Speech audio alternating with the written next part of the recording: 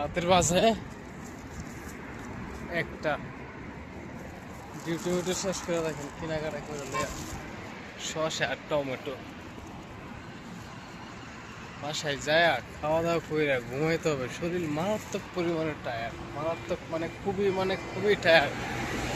12 ঘন্টা 13 ঘন্টা কাজ করলে ভাই জীবন একদম তামা। দেখেন এটা একটা পেট্রোল পাম্প, সামনে তেল লোড করতেছে মনে হয়।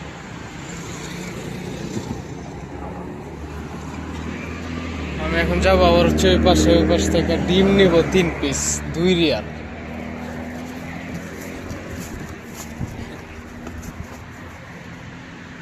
তিন পিস ডিম নেব 2 রিয়াল দিয়া, ডিম ভাজি করবো আর এগুলা দিয়া সালাদ বানাবো, বানাই খাই ঘুম লাইফ চিঙ্গারালা।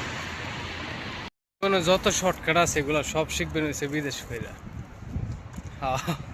মানে কেমন শর্টকাট, মনে করেন যে যত শর্টকাটে খাওয়া দাওয়া বা বাসার কাজ কাম সারা যায়, মনে করেন যে যেটা আপনি সাধারণভাবে অভ্যস্ত এটা মনে করেন যে 10 মিনিট সময় লাগে, আপনি বিদেশ করে এটা শিখবেন যে কেমন এটা 3 মিনিটে শেষ করা যায়।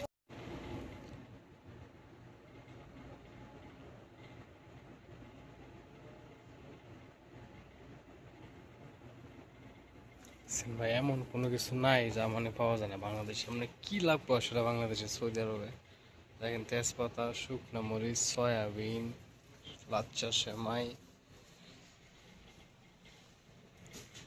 জিরা, মশলা সবই ভাই বাংলাদেশে এমন কোনো কিছু নাই যা মানে সৌদি আরবে আপনি পাবেন না। কি যে আপনি পাবেন না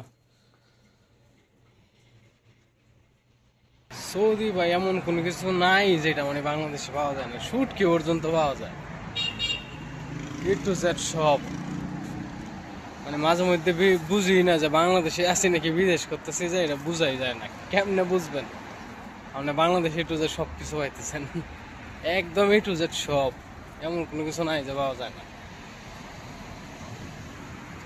বাংলাদেশ আর বিদেশ একই, খালি কামের যে পার্থক্যটা, সারাদিন থাকা লাগে কাজের উপরে, আর বাংলাদেশে একটু ছাড় টার আছে, এতটুকু পার্থক্য, আর নাহলে কোনো পার্থক্য নেই।